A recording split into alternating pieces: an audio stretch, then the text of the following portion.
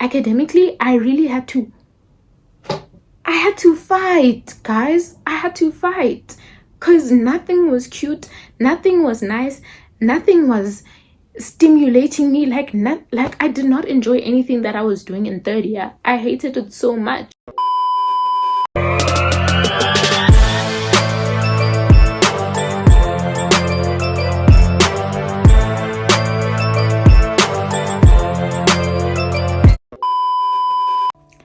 What's good, YouTube? It's your girl T coming back at it with another video. If this is your first time ever seeing me, I do hope it's not your last. Make sure you smash that subscribe button if you haven't already. And if you are a returning subscriber, thank you so much for tuning in to yet another video. So as you can see from the title of today's video, I'm going to be rating my modules from third year, which was in 2023.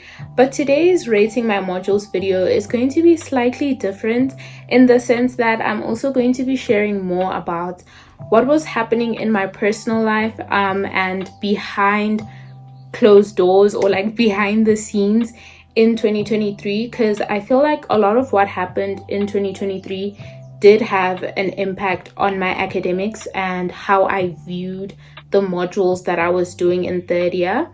So because of that, I'm going to be dividing the video into two parts. The first part is just going to be a glimpse or overview of what my 2023 looked like, and then the second part is going to be the rating my modules part. So with the overview and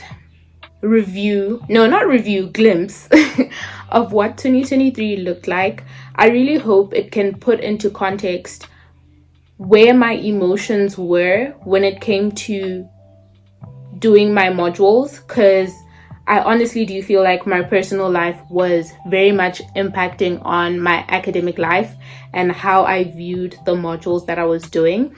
So yeah, I really hope you guys enjoy the video, and let's get into it. 2023 for me was a very difficult and challenging year. I would probably put it up there as one of the worst years I've ever experienced.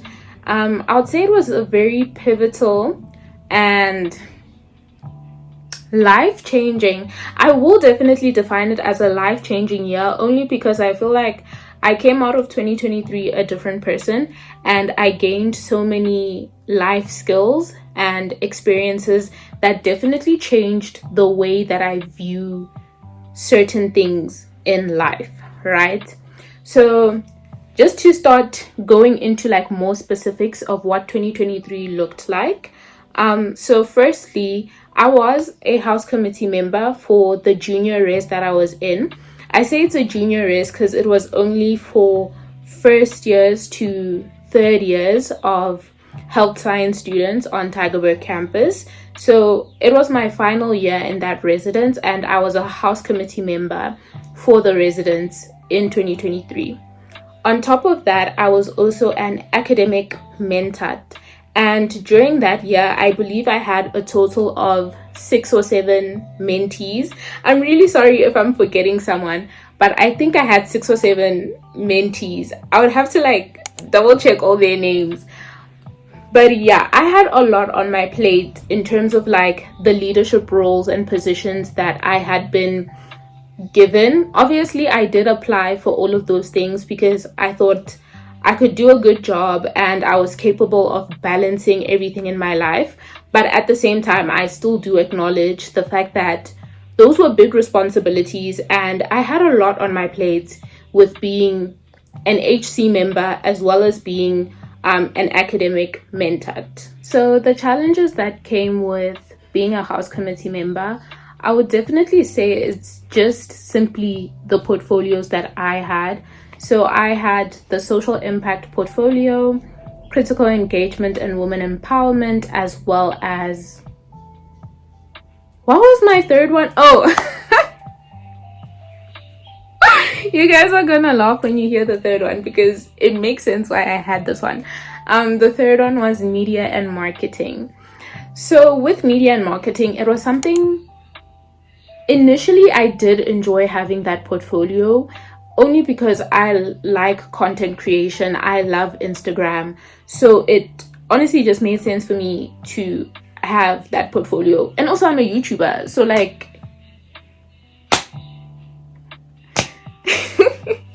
anyway, as I was saying, I did enjoy media and marketing, and I feel like compared to my other two portfolios, it wasn't as demanding of a portfolio, but it was still a difficult portfolio to manage.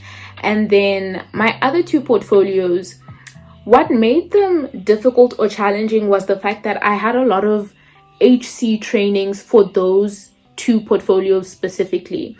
So with critical engagement, before the welcoming period started, we had underwent various workshops and trainings in order to be able to facilitate the conversations that we were going to have with the newcomers during welcoming. So obviously that already meant that my own personal time was being taken away. Okay, I don't want to say it in a negative way, but like, just to be blunt, just to be honest, it just meant that I didn't have a lot of personal time compared to someone else who wasn't a house committee member, or even some of my house committee members can't relate to what I had to do because they didn't have to attend those workshops and things like that, you know? So I didn't have as much personal time as other people did because I was attending those workshops. And then when it came to social impact, we also had like trainings and workshops that we needed to attend throughout the year, and even had like a mini course that we needed to complete. The nice part about that course for social impact is that you do get accredited. So when I graduate, it is going to be part of my CV that I completed this mini course. But again, that's like an additional workload that I have to dedicate myself to, that other people who are house committee members or other third years who aren't house committee members can relate to, because they're not doing that. So already my house committee member duties were so overwhelming and stressful, and these were unique to me because I was the only one who had those portfolios. And then to make matters worse, well, it's a good thing and a bad thing, but to add on to my plate, 2023 was also the year that I started a Bible study. And by started, I just mean like I joined a Bible study and I did it from beginning to end, not necessarily saying that I'm the one who created the Bible study. So it was online on Zoom, and in 2023, my sessions were on Mondays and Thursdays. And I think we started at like 6:30, and we would end around 8:30 or 9 p.m. in the evening. So the reason why this was like another thing on my plate that was really taking up my time and really conflicting with my academics is simply just the amount of time I had to dedicate to doing the Bible study. So one example, actually I can give you two examples. The first example of how the Bible study was conflicting with my personal and academic life was on Mondays we had house committee member meetings. So the whole house com would gather in the, what was it called? I forgot the name of the room. The archive. Oh my goodness. And I used to film so much in there. Anyway, as I was saying, the house com would gather in the archive at around 5:30, and we would have HC meetings every Mondays in the evening. But now I had Bible study at 6:30. So I really had to be vocal and honest and open with my house committee and tell them that this Bible study is really very important to me. I was very intentional about building my relationship with God in 2023 and like just building on my faith walk in 2023. So I really didn't want to give any excuses and miss my Bible study classes. So I really had to, buckle up, be a good, I was about to say be a good girl, be a big girl, and tell my house com members that this Bible study is really important to me and I need to be excused from the meetings. At first it was difficult, but eventually I did get permission from my prim and the rest of the house comm to be excused from HC meetings on Mondays at 7 p.m. So what my Mondays would look like is that from 8 to 5, I would have a busy day of either classes or clinical rotations. And then at around 5:30, I would go for the housecom meeting. And then at 7, whether the housecom meeting is concluded or not, I would be excused from 7 p.m. to attend my Bible study until around 9 p.m. So essentially, I really did feel like my Mondays were not my own, in the sense that I was always doing things for other people, or I was always busy with academics. So I really did feel like I didn't have that much personal time. Same with Thursday evenings, because that was my second class day, Thursday. And why the Thursday evening one was also a difficult one to navigate or deal with was the fact that most of my EOBs or tests were on a Friday. So now I had Bible study on a Thursday evening and I have a test on Friday. So I really needed to find a way to balance my time in such a way that I could attend Bible study, not feel stressed or worried or guilty about the fact that I'm not studying, and then after Bible study I need to get going, hit the books, catch up on all of that time that I've missed out, so that I can feel confident and prepared for my tests on Friday. In conclusion, in 2023, I had to balance being a house committee member, being an academic mentor, as well as my Bible study. And it was all very overwhelming and stressful. I felt like I never had time to myself. And at the same time, I felt like I wasn't putting in enough effort into my academics. It got very bad. Like, it was very, very bad. I was constantly stressed and anxious, and I constantly felt like I wasn't doing well enough and I wasn't putting in enough effort. So eventually I did reach out to my academic advisor. Well, let me not say but on our campus, on Tygerberg campus, one of the student services that we have is an academic advisor. So I set up a meeting with the academic advisor, and in my first session, we just basically went through everything that I'm sharing with you guys, which is what my day-to-day looks like and why it's stressing me and why I feel like it's impacting on my academic life. I feel like I'm gonna explain more when I get to the rating my module section on exactly why I reached out to the academic advisor at this point in my life when I get there.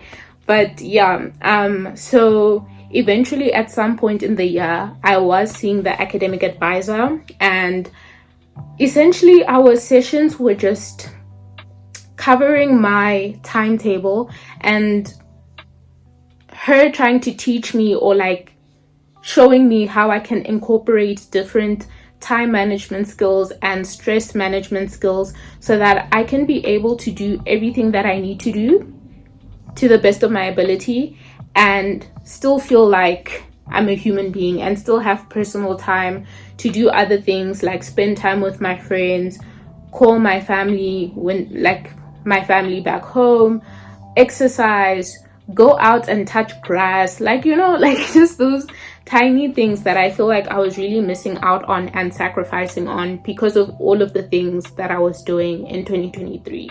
And then the last thing that I want to touch on in terms of my 2023 is related to something that happened to me at the end of the year.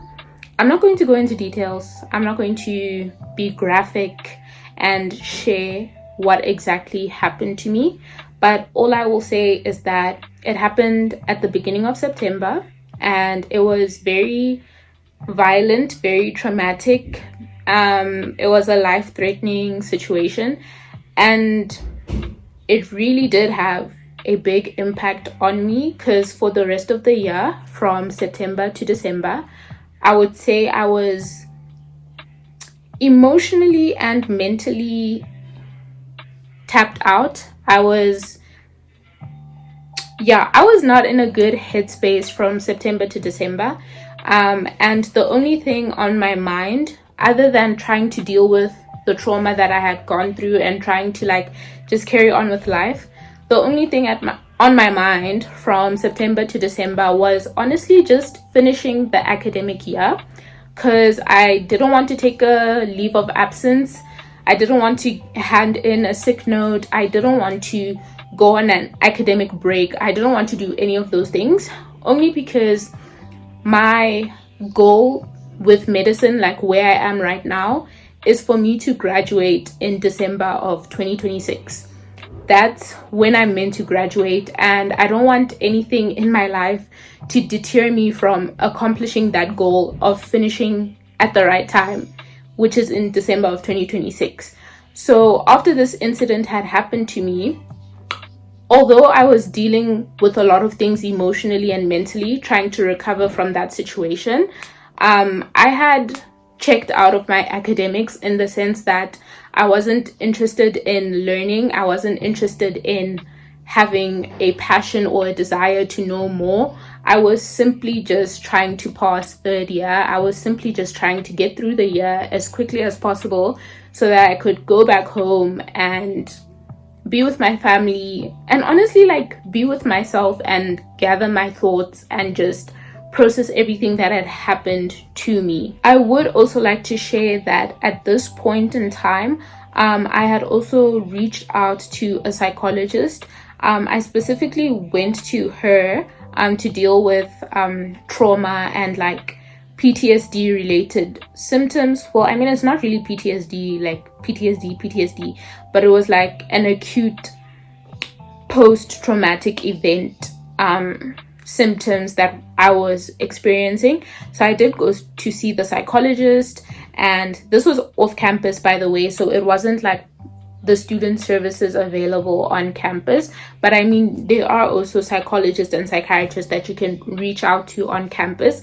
I just wasn't happy with, I would say, the waiting time that it was going to take for me to be able to access these services on campus or like through the university. So that's why I opted to go for a private psychologist, and she really helped me get through the rest of the year, only because I was very hyper vigilant, hypersensitive. Like, even the smallest of things could trigger me. So I really needed to process what had happened to me, but as well as learn how to manage myself, my emotions, my state of mind when I do get triggered. So for the remainder of the year, I was still seeing my academic advisor, but I was also now seeing a psychologist on top of that. So yeah, as you can see, my 2023 was very jam-packed. It was a full plate, and for the whole year, I was really honestly just very much stressed, very much anxious, and I was emotionally all over the place, only because of my stress and anxiety. And then towards the end of the year, when that traumatic incident happened, I was not myself. I was not the same Tamanda that I was at the beginning of the year. And so that's why I'm saying 2023, I would define it as a life-changing year, because that incident, even though I'm saying that September to December was when I was like working on myself and trying to recover from what had happened, I'm pretty sure my feelings over that event still trickled into 2024, and my thoughts, feelings, perspectives on certain things in life has definitely shifted because of what happened to me. But yeah, that was my 2023, and now we're going to get into the rating my modules section. So third year is a very unique year at Stellenbosch University. Well, in my opinion, I consider it to be a unique year as a medical student under the old curriculum, because this is the first time that we start going to hospital and we have clinical rotations. So unlike first year and second year, where day in and day out you're in the lecture halls, we now have time in the year where we go to hospital doing a clinical rotation. So the way third year works, well, even fourth year and fifth year, but I'll talk about those in their own unique videos.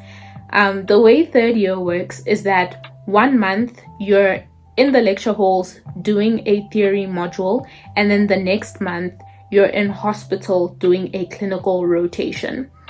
So in January, we started with a theory module, and then in February, we were in hospital, March, theory module, April, clinical rotation, and then it just carried on like that for the rest of the year until October, when we did our last clinical rotation, and then November was essentially exam season. So that's what 2023 looked like academically. So in third year, I had 4 theory modules: neurosciences, the musculoskeletal system, palliative care, and hematology.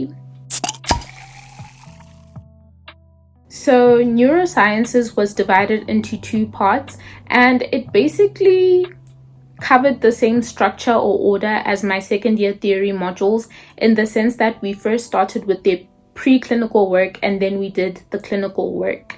So with neurosciences 1, I did that in the month of January. It was my first module when I came back, and we looked at the neuroanatomy and neurophysiology of the nervous system. But like, as you can already hear, neuro, we were mainly focusing on the brain. The big boy up here. And I would say, honestly, being completely honest with you guys, even before I came into medicine, like, I never really had like a burning desire or passion to know more about the brain. Like, the only aspect about the brain that I was interested in was more like the psychology part of it, like in terms of what makes people do the things that they do, or like, why do certain people think a certain way, you know? That was what I was mainly interested in. But all those other kiddies who come into medicine saying, oh my gosh, I want to do neurosurgery, I want to find brain tumors, I wasn't one of those people. So for me, going into neurosciences, I already knew that I wasn't going to be interested in the topic, and I was right. I was right. I didn't enjoy neurosciences 1 because the concepts that we were being introduced to were difficult for me to grasp. Like, neuroanatomy just sounds like a foreign language to me, and it was very, very difficult for me to understand anything that was happening in neurosciences. So for me personally, it was a very difficult module, and I just wasn't interested. So it made it very difficult to pay attention and focus. And on top of that, I didn't like the lecturers that we had for neurosciences 1. I feel like if I go into depth, the people on Tygerberg campus are going to know the doctors that I'm talking about. But I just didn't relate with some of the personalities that the doctors had when they were presenting the work. And I essentially felt like I wasn't being taught anything, because half of the time they would say, this isn't important, you shouldn't know this for your level, you guys are not neuroscientists, you shouldn't know this, 1 2 3 4 5, like basically making a whole joke out of the lecture. And then when I would go back home and look at the study guide and see everything that they didn't cover because we don't need to know it, I was just like, Musa, I'm teaching myself the whole module. So yeah, neurosciences was very difficult, and I felt like I was teaching myself most of the content from YouTube and having to look for notes and lecture slides from other people, only because some of the lecturers, I didn't like how they were presenting the work, and I felt like they weren't giving us a lot of information in their presentations. So you really had to go above and beyond in order to understand the work. And then even with neurosciences 1, because we were focusing on the preclinical aspect, we did also spend some time at the dissection hall, and we looked at brains, sliced up brains, whole brains, like every day it was just brains. So yeah, that was quite, I think that would be the only fascinating thing, or like the only enjoyable thing throughout the whole neuro one, was the dissections. But again, because I didn't really enjoy neuroanatomy and I felt like I was teaching myself all the different structures and parts of the brain and 1, 2, 3, 4, 5, sometimes at the dissection hall, I genuinely didn't know what I was looking at. So it was a very challenging first module. And then, just to wrap things up in terms of Neuro 1, and I'm going to give my overall opinion soon. Another aspect about Neuro 1 and why I feel I did badly in it was because the week of our EOB, that's when Welcoming Week started. And as I mentioned earlier, I was a house committee member. So that was a very stressful week for me because I was studying for neuroanatomy as well as introducing all of the newcomers and going to all the different welcoming events. If you haven't already, I do have a vlog about that whole experience, Welcoming Week as a third year.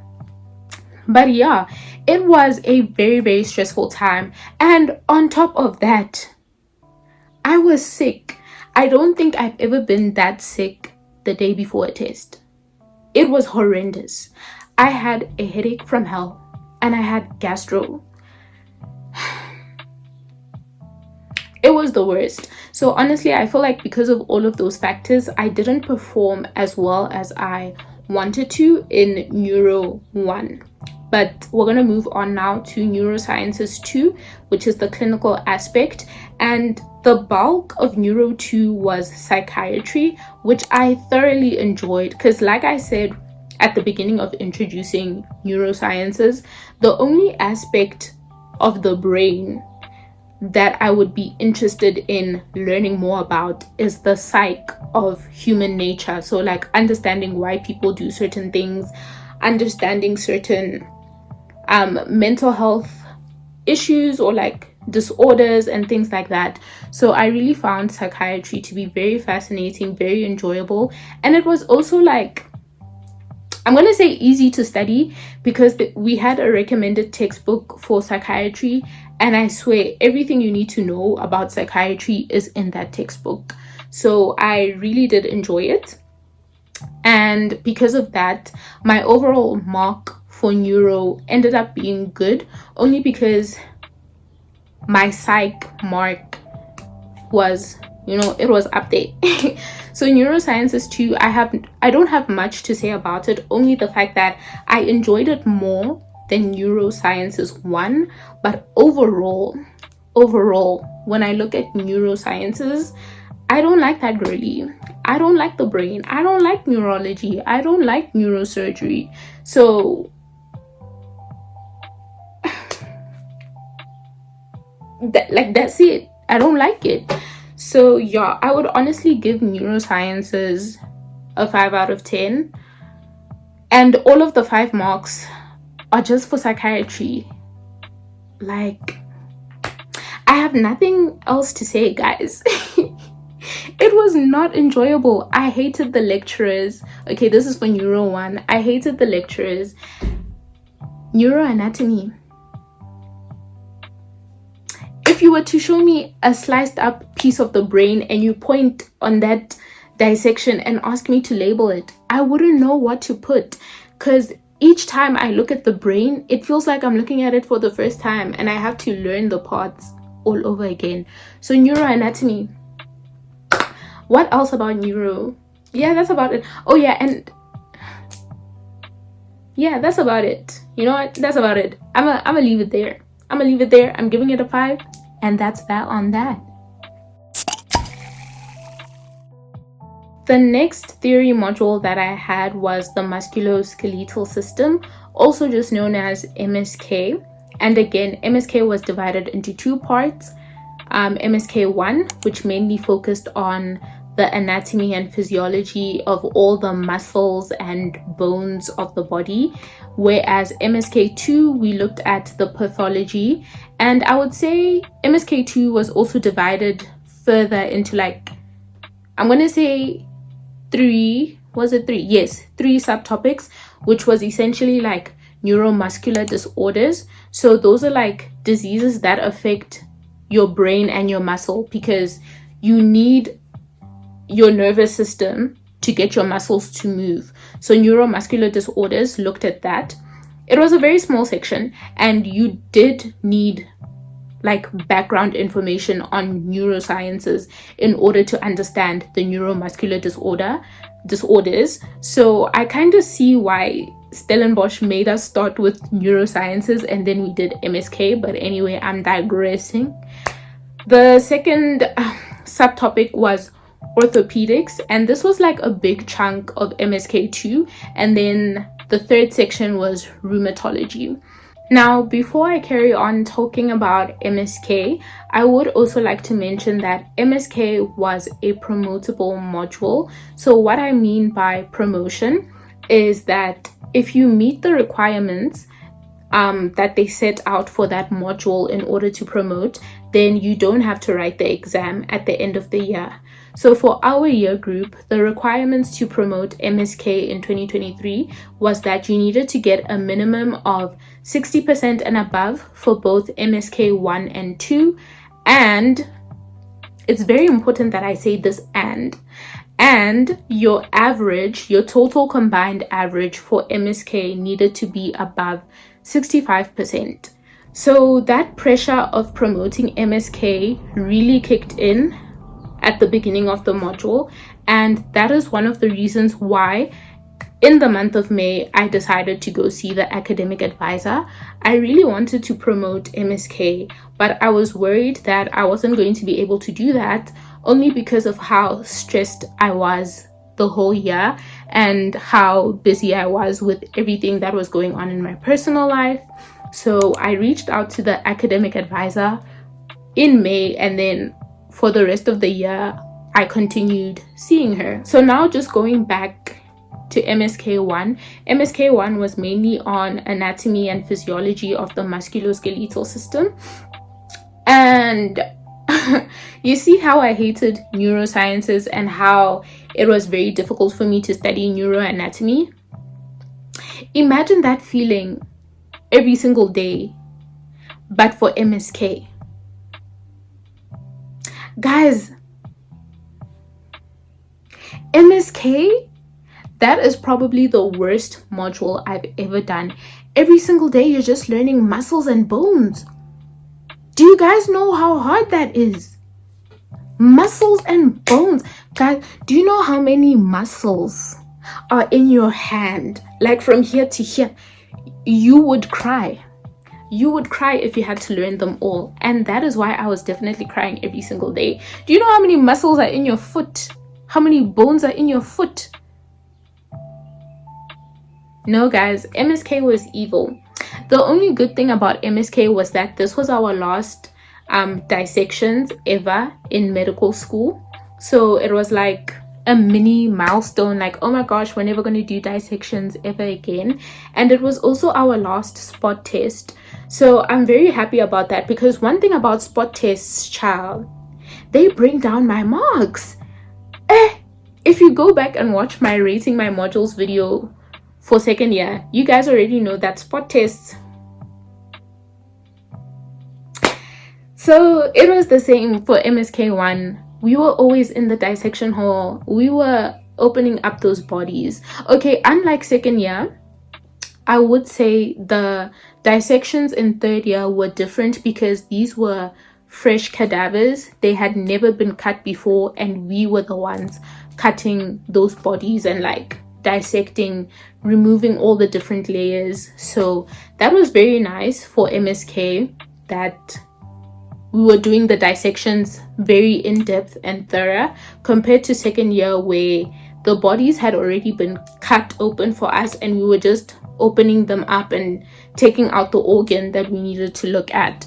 So MSK, the only flowers I'm going to give you is that dissections were interesting in the sense that we were the ones cutting up the bodies. But other than that, MSK1, horrible.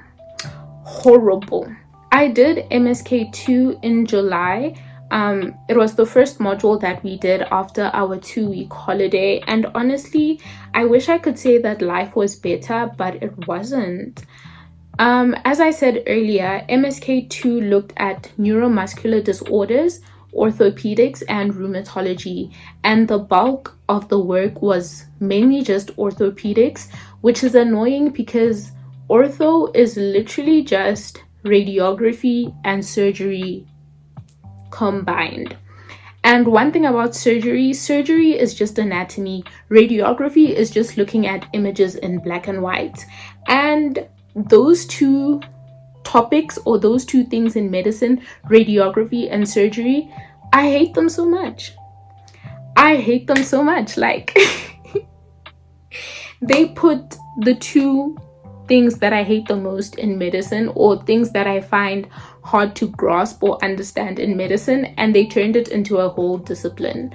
So ortho, I didn't enjoy it, only because we were constantly looking at images, and then the doctor would be like, can't you see that clear fracture? And I'm like, sir, it's just a black and white screen. What do you mean clear fracture? I can't see anything. So yeah, MSK, I really had to apply myself. Academically, I had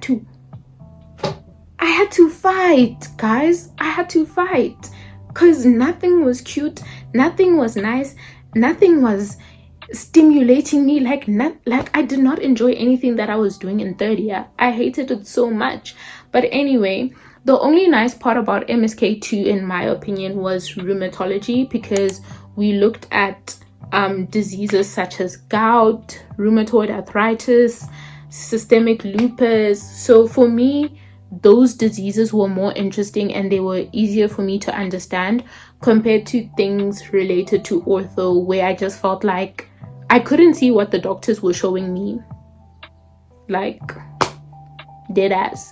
So I definitely enjoyed the rheumatology aspect of MSK2, and overall I do think that I performed better in MSK2, only because my MSK1 mark wasn't that good because of dissections.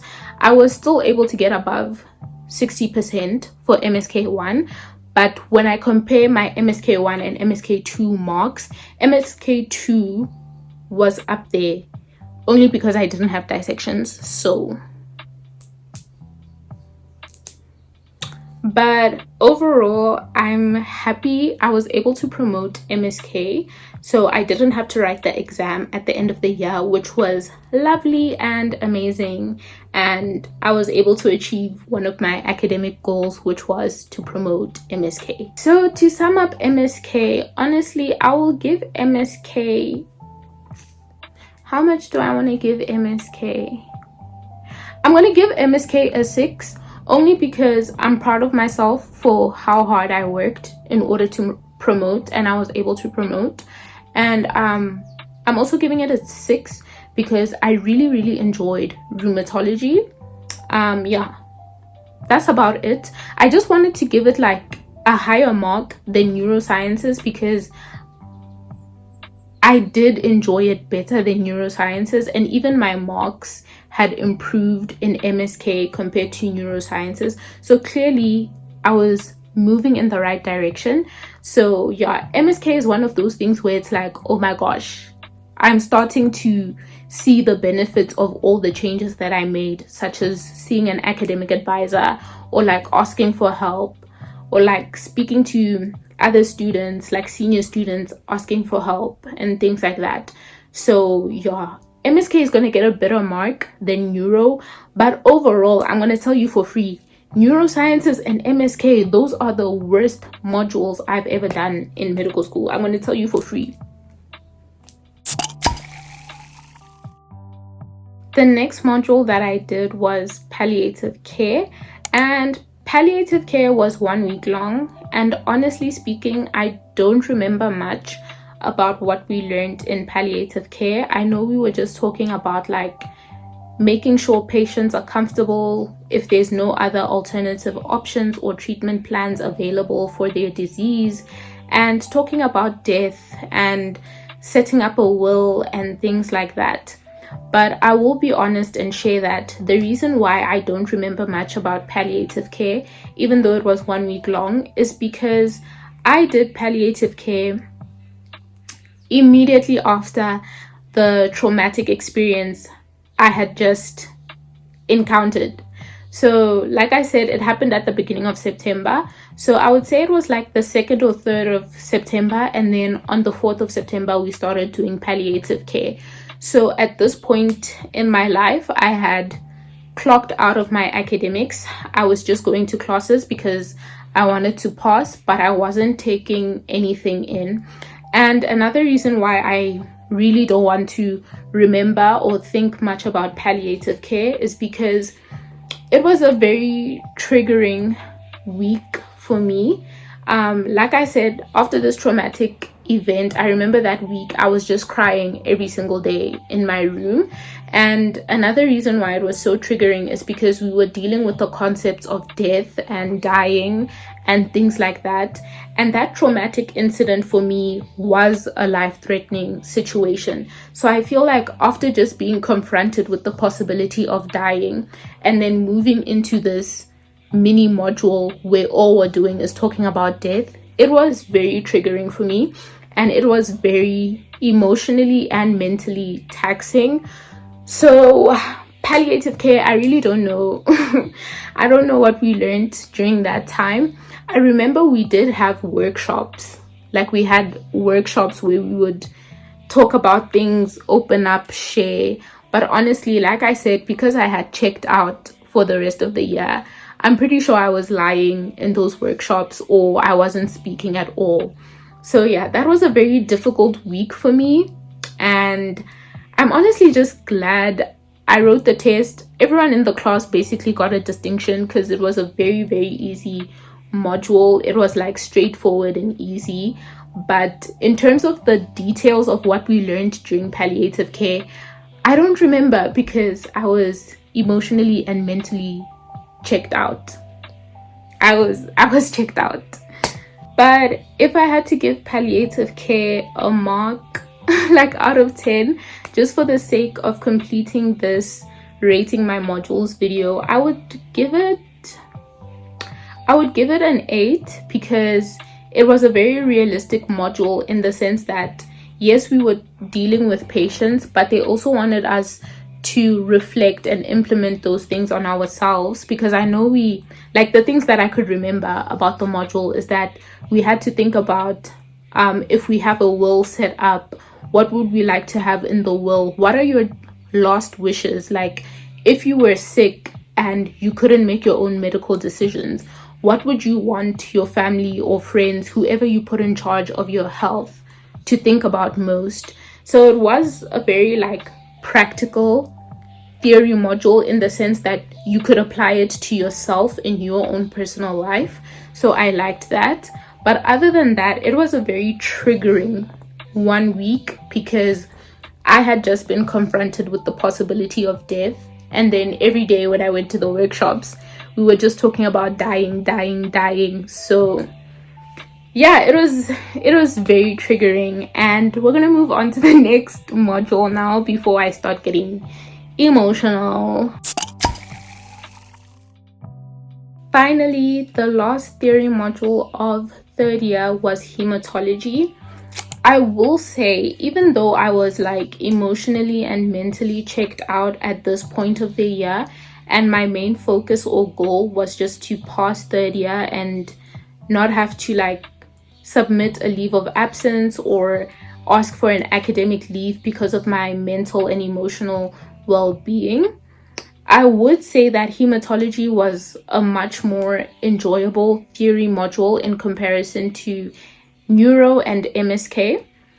It wasn't as challenging. I didn't need to put in extra effort to understand the concepts that we were learning. So I really enjoyed that about hematology. But once again, when I think about what I would like to specialize in, I don't see myself specializing in hematology. So I didn't find it that interesting or fascinating for me to consider it as a future career. So even though it was easier to study and understand, I didn't really enjoy it. And everything else that was happening in my personal life honestly also just clouded my feelings towards the module. I was just trying to pass once again. I will say, compared to my neuro and MSK marks, my hematology mark was very, very good. So that was also like another nice thing about hematology. Like, it kind of just reassured me that despite all of the craziness that's happening in my personal life, despite all the things that I'm going through emotionally and mentally, if I really put myself to work, if I really push myself to do what I need to do and show up in my academics each and every single day, I'm still able to reap the rewards of that effort. So it was really nice to see that despite everything that I was going through in my personal life, I was able to come out with a pass for hematology, even though September was such a dark month for me in 2023. But yeah, if I were to give hematology a mark, I would also give hematology a 7, just like palliative care. More so just to do with my own personal resilience. I was able to overcome my emotions and feelings and apply myself and study and do well. And it was easier than MSK and neuro, so that's about it. But it's not like something I would do in the future. So yeah. So that's it from me in terms of rating my modules for third year.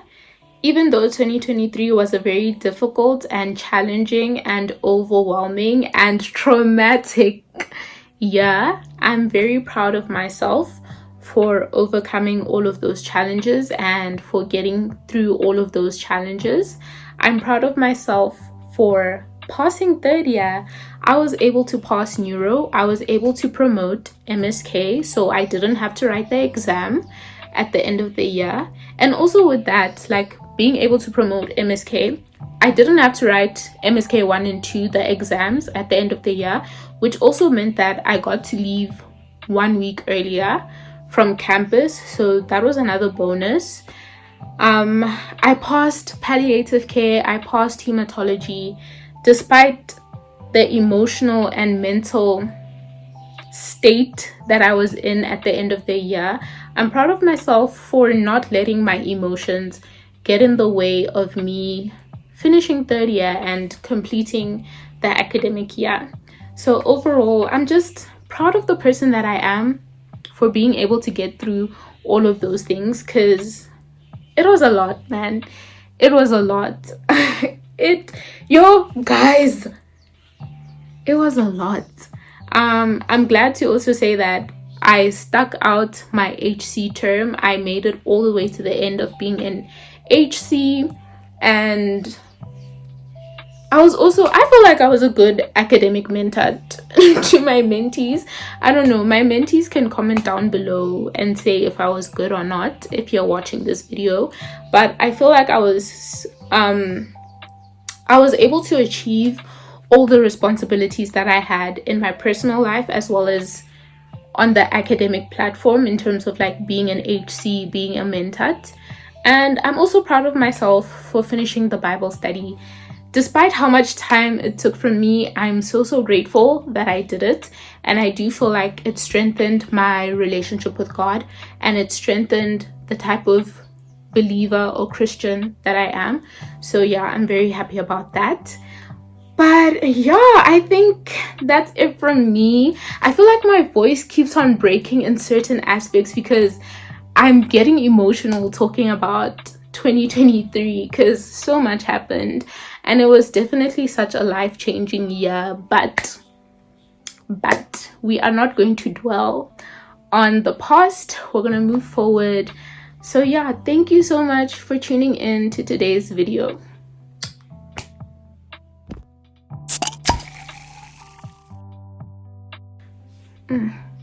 Honey, guys, do I look sweaty? Umuntu must just hope she looks fine with it. Yo, says Sasha. Guys, it's so hot. Anyway,